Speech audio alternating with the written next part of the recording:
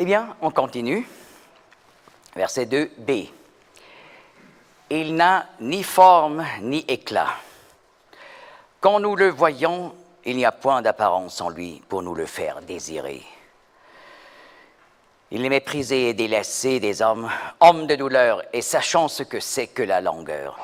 Et comme quelqu'un de qui on cache sa face, il est méprisé, et nous n'avons eu pour lui aucune estime. Parmi les Juifs, on attendait comme Messie, en général, un combattant pour la liberté, qui fera tomber le joug des Romains, même qu'on savait par l'enseignement des rabbins d'un Messie souffrant. On a mis de côté ces passages qui parlent d'un Messie souffrant et on a pensé à tous ces passages qui parlent d'un Messie triomphant. Et ça, on aimait plus. C'est pourquoi le Seigneur Jésus, qui venait comme l'humble serviteur de l'Éternel, ne reçut que du mépris et de la honte. Ce fut particulièrement le cas de la part des chefs du peuple qui l'ont rejeté. D'ailleurs, ici dans le texte, le mot « ishim », traduit par « homme », il est méprisé et délaissé des hommes. « Ishim » qualifie des gens particulièrement haut placés. N'est-ce pas? Le pluriel du mot « ish », homme, normalement c'est « anashim » en hébreu. Et ici, c'est un pluriel stupéfiant, « ishim ».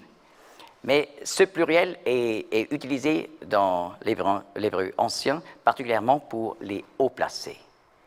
Et voilà, particulièrement les hauts placés du peuple d'Israël autrefois ont rejeté le Seigneur Jésus comme Messie. Et voilà, seul un très petit nombre reconnut sa gloire. Et nous lisons en Jean 1, verset 14, écrit par un juif, « Une gloire comme d'un Fils unique de la part du Père, pleine de grâce et de vérité. » Vous voyez, une toute autre vue du Messie que celle-ci qui est décrite ici. Verset 4. « Certainement, lui a porté nos langueurs et s'est chargé de nos douleurs. Et nous l'avons estimé battu, frappé de Dieu et affligé. Mais il a été blessé pour nos transgressions. Il a été meurtri pour nos iniquités. Le châtiment de notre paix a été sur lui, et par ses meurtrissures, nous sommes guéris. » Le Seigneur Jésus a partagé profondément les peines de beaucoup de malades en Israël et les a ainsi portées dans son âme pendant sa vie sur la terre. Donc, si on ouvre Matthieu 8, écrit par un juif de l'époque, il nous dit, là au verset 16, «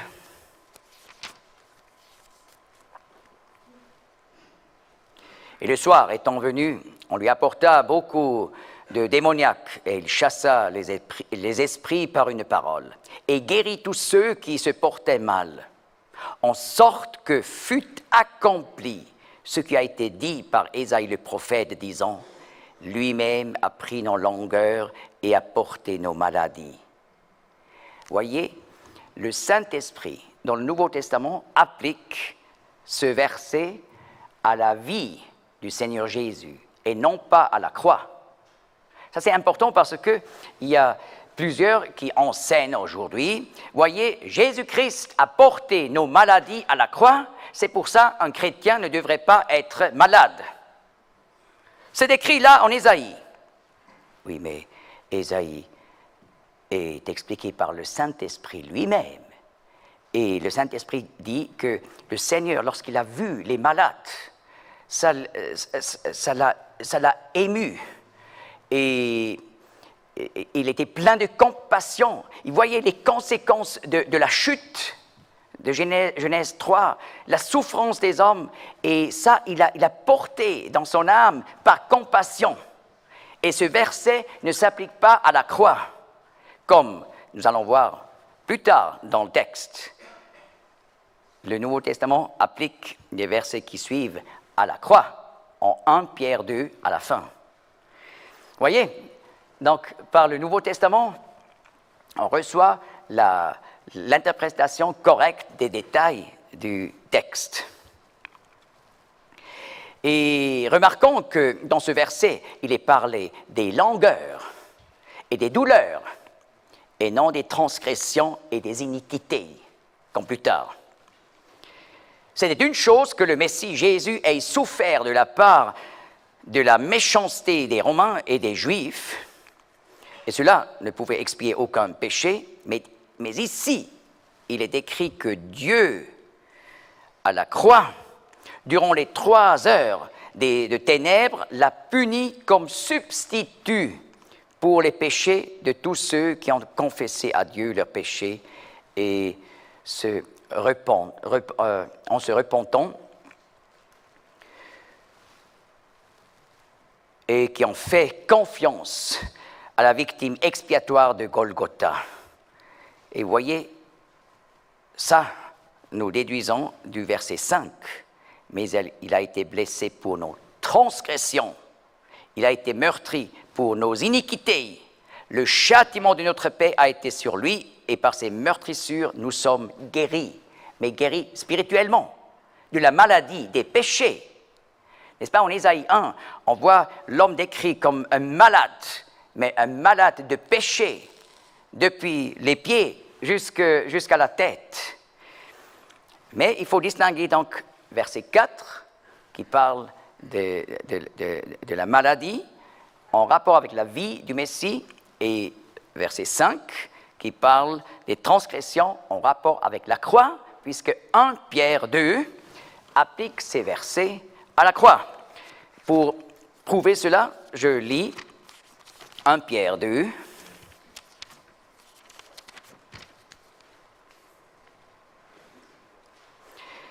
verset 21 au milieu, car aussi le Christ, c'est le terme grec pour dire Messie, n'est-ce pas? Car aussi le Messie a souffert pour vous, vous laissant un modèle, afin que vous suivez ses traces. Lui qui n'a pas commis de péché, et dont la bouche duquel il n'a pas été trouvé de fraude. C'est une citation d'Ésaïe 53. En plus, qui, lorsqu'on l'outrageait, ne rendait pas d'outrage, quand il souffrait, ne menaçait pas, mais se remettait à celui qui juge justement, et lui-même a porté nos péchés en son corps sur le bois. Voilà, ça parle de la croix. En rapport avec les péchés, non pas avec la maladie.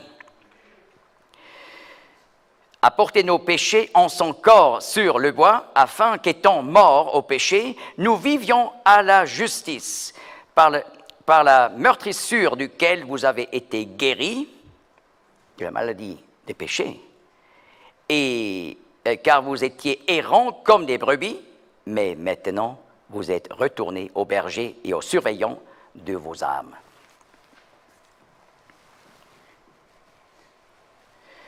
Verset 6. Nous avons tous été errants comme des brebis.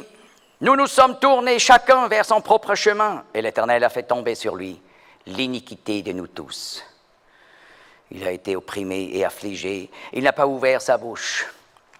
Il a été amené comme un agneau à l'abattoir. Il a été comme une brebis muette devant ceux qui l'attendent. Et il n'a pas ouvert sa bouche. Le Seigneur Jésus a laissé passer toutes les oppressions sur lui sans résistance. Comme nous savons par les évangiles, quand bien précisément se sont donc réalisées ces paroles, il n'a pas ouvert sa bouche comme un agneau. Lorsqu'on lit Matthieu 26, 27, le Seigneur n'a pas essayé de se justifier devant le tribunal. Car, c'était clair, tout était déjà décidé. Ça ne valait même pas la peine de se justifier. Autrefois, le Seigneur, lorsqu'il a été attaqué, il a expliqué et mis les choses en place. Mais finalement, devant le tribunal où on avait déjà décidé, il doit mourir. Finalement, le Seigneur était comme un agneau. Dans l'Ancien Testament, on présentait à Dieu des animaux en sacrifice pour les péchés. Et là, il est remarquable que l'on puisse reconnaître, par exemple, de ce passage d'Ésaïe, comment déjà à cette époque, à l'époque d'Ésaïe, comment déjà à cette époque-là, on se rendait compte que ces victimes au temple n'étaient que des figures du véritable sacrifice du Messie qui ôterait les péchés.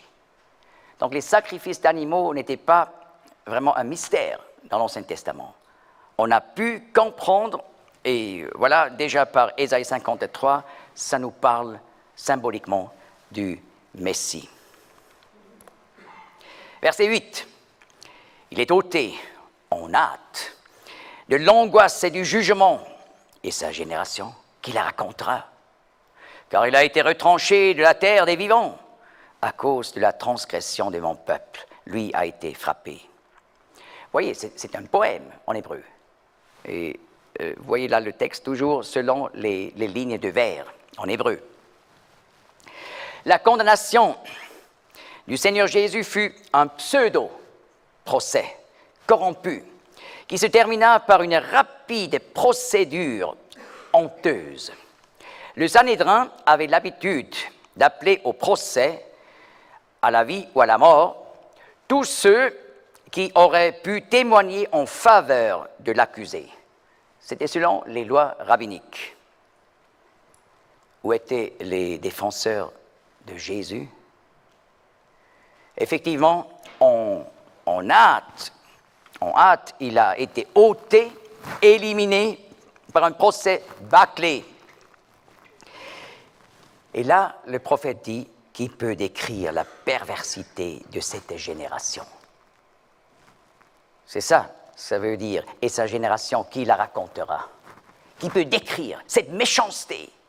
On avait déjà pris la solution ou la résolution pour finalement tuer le Messie. Et il y avait une loi rabbinique qui disait on n'a pas le droit de prendre une décision avant que le procès a passé. Donc c'était, même contre les lois rabbiniques, c'était un pseudo-procès. Qui peut décrire la perversité de cette génération? Elle a mis à mort son Messie, mais en même temps, il mourait pour tout le peuple d'Israël. À cause de la transgression de mon peuple, lui a été frappé. Ensuite, verset 9, et on lui donna son sépulcre avec les méchants, mais il a été avec le riche dans sa mort, parce qu'il n'avait fait aucune violence et qu'il n'y avait pas de fraude dans sa bouche. Le sépulcre avec les méchants se situait dans la vallée de Hinnom, en dehors de la ville de Jérusalem, là où étaient brûlées les ordures. Il y avait donc une feu éternelle là. Mais Dieu ne pouvait tolérer une telle offense. Et c'est ainsi qu'il fut mis dans la tombe du riche Joseph d'Arimathée. Comme nous apprenons par Matthieu 27, 57 à 60. L'innocence de Jésus est confirmée par un triple témoignage apostolique dans le Nouveau Testament. Il n'a pas connu le péché. Témoignage de Paul, 2 Corinthiens 5, verset 21. Il n'a pas commis de péché, comme nous venons de lire en 1 Pierre 2, 22, le témoignage de Pierre. Il n'y a pas de péché en lui. 1 Jean 3, verset 5, le témoignage de l'apôtre Jean.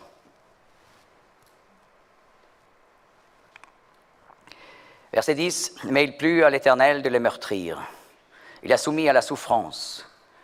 S'il livre son âme en sacrifice pour le péché, il verra une semence. Il prolongera ses jours, et le plaisir de l'Éternel prospérera en sa main. Il verra du fruit du travail de son âme, et sera satisfait. Par sa connaissance, mon serviteur juste enseignera la justice à plusieurs, et lui, il portera leurs iniquités. » Alors que le Seigneur Jésus, pendant les 3 heures de ténèbres, était pendu sur la croix, portant les péchés qui n'étaient pas les siens, le Dieu saint et juste a dû l'abandonner. Et c'est là où le Seigneur Jésus, selon Matthieu 27, 46, a crié « Eli, Eli, lama sabachthani » en araméen, ça veut dire « Mon Dieu, pourquoi tu m'as abandonné ?» C'est d'ailleurs la seule phrase qu'on trouve dans les 3 langues bibliques dans la Bible. En hébreu, psaume 22, en araméen, Matthieu 27, et juste après la traduction en grec.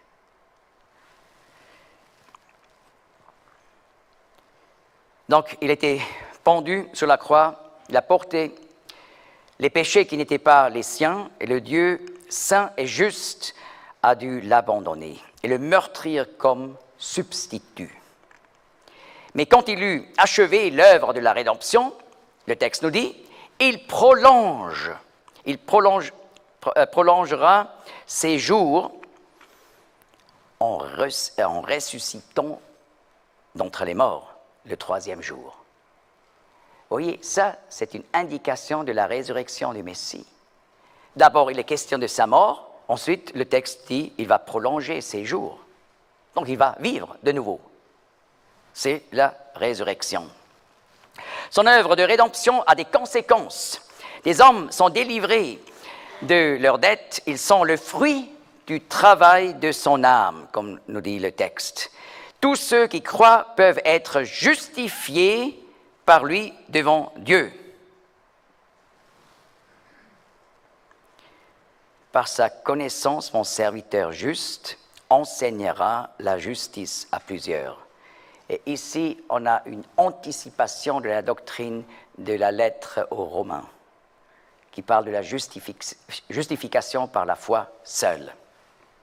Mais ça, c'est enraciné, cette doctrine, dans l'Ancien Testament. Verset 12, le dernier verset maintenant.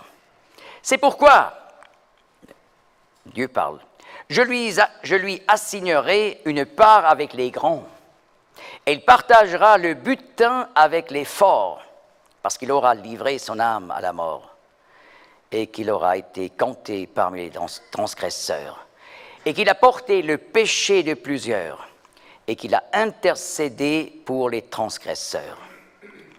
Voilà, le Seigneur a donné sa vie volontairement, le texte dit livré, ou versé dans la mort, et a été compté parmi les transgresseurs.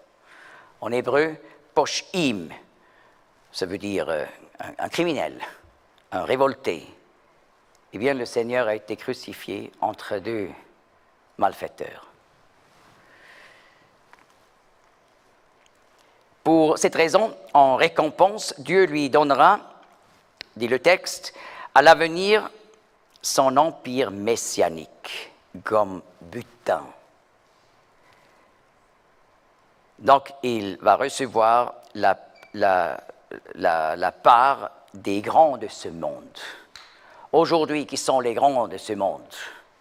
Mr. Trump, Poutine. Ah oui, mais ils sont les grands. Ils peuvent prendre des décisions incroyables, n'est-ce pas? Et ils ont un pouvoir vraiment presque surhumain. Ils peuvent même prendre des décisions pour utiliser la bombe atomique. Vous voyez? Ils sont les grands, mais le Seigneur va recevoir la part des grands un jour. Donc ce texte montre d'abord le Messie devait venir comme le Messie souffrant, et plus tard, il devrait venir comme le roi des rois, le juge du monde, pour établir son royaume. Voyez, le problème dans le judaïsme, on a tant de passages qui parlent d'un Messie qui règne, mais d'autre part, on a ces passages qui parlent de ses souffrances. Mais comment réconcilier ces 2 textes tellement différents? Ça a amené, dans le passé, des rabbins à conclure qu'il y a 2 Messies différents. le Messie, fils de Joseph, Mashiach ben Yosef, celui qui va souffrir comme Joseph, qui a été rejeté par ses frères. Et d'autre part, Mashiach ben David, le Messie, fils de David, qui un jour va régner comme le roi David. Et quand même remarquable, lorsque le Seigneur Jésus est apparu sur cette terre, il était connu pour le fait que Joseph, le mari de Marie, et il est devenu son père par adoption. Alors, le Seigneur a été connu comme Jésus, le fils de Joseph, Mashiach ben Yosef. Mais vous voyez que l'ange Gabriel, en Luc 1, a dit à Marie que Dieu lui donnera le trône de son père David, Mashiach ben David, puisque Marie était de la ligne du roi David, il était Mashiach ben David, puisqu'il était appelé fils de Joseph, le père légal, et alors il était Mashiach ben Yosef. Et ce qui est aussi remarquable, à Joseph, un ange dit en Matthieu 1 qu'il faut donner à cet enfant le nom de Jésus, l'Éternel sauve, car il va sauver son peuple de ses péchés, de ses iniquités. Mais nous avons le témoignage dans les évangiles que Joseph a décédé avant la croix. N'est-ce pas? Lors de la crucifixion du Seigneur, il n'y avait plus Joseph pour consoler Marie. C'est pour ça, dans les dernières minutes, le Seigneur a dû dire à Jean de s'en occuper pour un certain moment, pour un certain temps. Et voilà, Joseph, il a eu cette promesse que c'est le Messie qui va souffrir et résoudre le problème des péchés, selon Ésaïe 53. Il n'a jamais vu cette promesse accomplie sur la terre. Et Marie, elle avait la promesse que Dieu va donner un jour le trône du roi David à cet enfant. Mais elle est morte, elle n'a jamais vu ce royaume de Dieu sous la domination du Seigneur Jésus. C'est pour un temps futur. Les deux ont reçu des promesses qu'ils n'ont pas vues, mais néanmoins, ces promesses sont la vérité. Et voilà, le Seigneur est venu comme le Messie souffrant, et Ésaïe 53, 12 nous montre, et plus tard, il va recevoir la part des grands du monde. Il va recevoir le pouvoir du monde parce qu'il s'est donné comme victime pour nos péchés. Et ce qui est remarquable, si on parle avec des Juifs orthodoxes sur Mashiach ben Yosef, oui, on peut dire, Joseph, il a souffert énormément. Il a été rejeté des siens, mais plus tard, il est devenu le grand roi sur l'Égypte et finalement aussi sur ses frères. Voyez? D'abord, il a souffert, mais plus tard, il a été glorifié.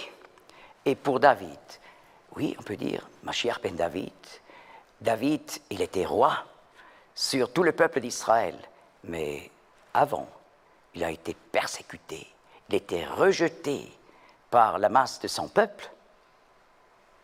Et voilà, ça montre de nouveau, le Messie doit d'abord souffrir et après régner.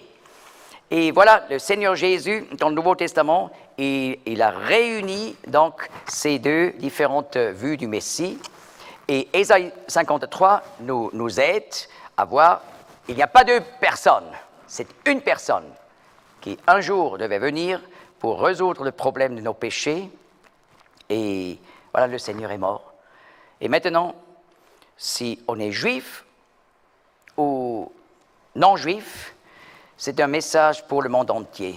Si nous confessons nos péchés à Dieu, c'est 1 Jean 1, verset 9 qui le dit, Dieu nous pardonnera sur la base de ce sacrifice de de péché du Seigneur Jésus. Et c'est quand même remarquable. Aujourd'hui, il y a à peu près 150 000 Juifs qui croient que Jésus est le Messie. Et allez demander, comment tu as été convaincu pour voir que Jésus de Nazareth est le Messie juif? Alors vous allez entendre tant de témoignages qui disent, j'ai lu Ésaïe 53 et ça m'a ouvert les yeux et le cœur, Et lorsqu'on commence à lire ce chapitre, non seulement le lire, il a été meurtri pour nos transgressions, mais là, mettre son nom propre. Par exemple, Roger, pour les transgressions de Roger, il a été meurtri. Et mettez là votre nom. Et si vous pouvez vraiment lire ce chapitre de cette façon, alors là, vous avez appliqué l'œuvre du Messie, du Seigneur Jésus à vos péchés. Et ça, si vous pouvez lire de cette façon avec foi sincère, ça prouve que vous avez véritablement cru en le Sauveur. Et voyez, c'est donc un chapitre qui joue un rôle énorme pour les Juifs pour connaître le Messie. Alors vous voyez, qui a un intérêt de cacher ce chapitre? C'est quand même sérieux de voir ce chapitre refoulé qui donne la réponse pour connaître et savoir qui est le Messie. Donc parlez avec les Juifs, avec les orthodoxes et les séculiers. Parce que les séculiers, ils ont toujours, tout derrière, ils sont enracinés dedans. On ne peut pas vraiment être juif et être complètement détaché de tout ça. Donc il y a une sensibilité. Et si vous avez seulement 1 minute, au moins on peut dire, lisez Ésaïe 53. Yeshayahu Nun Gimel, ou Chamishim Veshalosh. Et, n'est-ce pas, c'est un chapitre tellement convaincant pour des Juifs. Mais je me suis dit, pourquoi pas convaincant pour des non-Juifs? Et lorsqu'on lit le Nouveau Testament, voilà l'histoire d'un Africain, Acte 8, qui est allé jusqu'à Jérusalem, a acheté un rouleau d'Ésaïe, et il le lit en rentrant, et là l'évangéliste Philippe vient, et il était juste en train de lire Ésaïe 53. Comprends-tu ce que tu lis? Mais comment je pourrais? Il n'y a personne qui m'explique. Ah, il faut quelqu'un qui explique un peu. Alors il s'est mis vers lui et il lui a expliqué l'évangile, la bonne nouvelle de Jésus sur la base d'Ésaïe 53. Et cet Africain, c'était un Éthiopien, mais là il faut savoir, le terme éthiopien à l'époque était appliqué au Soudan, donc au pays au sud de l'Égypte. Et seulement dans un sens plus élargi, le terme éthiopien, d'autres fois, était appliqué à ce que nous appelons aujourd'hui l'Éthiopie. Donc, c'était un Noir de l'Afrique qui a été convaincu par Ésaïe 53. Et cela prouve, il faut connaître ce chapitre pour annoncer la bonne nouvelle aux Juifs et aux non-Juifs. Parce que la prophétie accomplie, c'est une telle preuve pour la véracité de l'Évangile. Et quand on fait une fois une liste, comme je l'ai fait lorsque j'avais 16 ans, j'ai fait une liste de toutes les prophéties accomplies concernant le Messie. Et j'ai commencé, je me rappelle encore, je me vois encore quand j'ai commencé 1, 2, 3, et j'ai fini 299, 300, 301, 302. Et ça m'a donné une telle certitude dans la foi. Et je dois dire, comme jeune homme entre 13 et 19 ans, j'ai jamais eu le problème du doute. N'est-ce pas? Je ne dis pas que c'est terrible si on a le problème du doute, pas du tout. C'est même très, très répandu. Mais je peux témoigner que moi, en tout cas, je n'avais pas ce problème. Mais pourquoi? Parce que la prophétie accomplie m'a tellement affermi. Donc, à l'école, lorsque les discussions, souvent dans les leçons, disons, allemands, chez vous, ça serait plutôt le français, mais là aussi, en français aussi. Facilement, on a dévié à des questions de la foi, de la religion, de la Bible, etc. Alors là, j'ai sorti l'argument de la prophétie accomplie. Tiens, ça m'a surpris de voir aucun prof était capable de refuter ces arguments. Je vois encore le dernier moment d'une leçon d'allemand lorsqu'on a lu Nathan der Weise de Lessing. C'est une pièce de théâtre qui veut, de l'époque du siècle des Lumières, qui veut montrer on ne peut pas savoir quelle religion est la juste. Il faut simplement vivre correctement. On ne peut pas savoir si le judaïsme, le christianisme ou l'islam sont quelle religion est la bonne religion. Et alors là, j'ai dit, oui, bien sûr, on peut savoir. Dans l'islam, dans les religions, on n'a pas cette preuve de la prophétie accomplie, mais nous pouvons prouver que Jésus est le Messie. Et alors, il a fini comme ça. Je vois encore ça, n'est-ce pas? C'est plus que 40 ans depuis.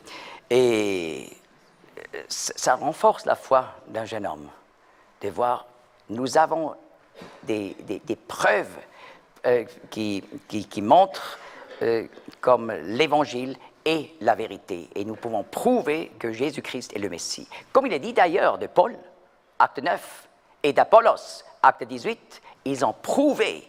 N'est-ce pas? Il y a plusieurs chrétiens aujourd'hui qui n'aiment pas le terme « prouver » en rapport avec la foi. Non, oui, la parole parle du terme « prouver ». On peut prouver par la prophétie accomplie qu'il est le Messie, le Sauveur. Donc, on n'a pas d'excuse quand on connaît ces preuves pour la foi en le Seigneur Jésus. Merci de votre attention.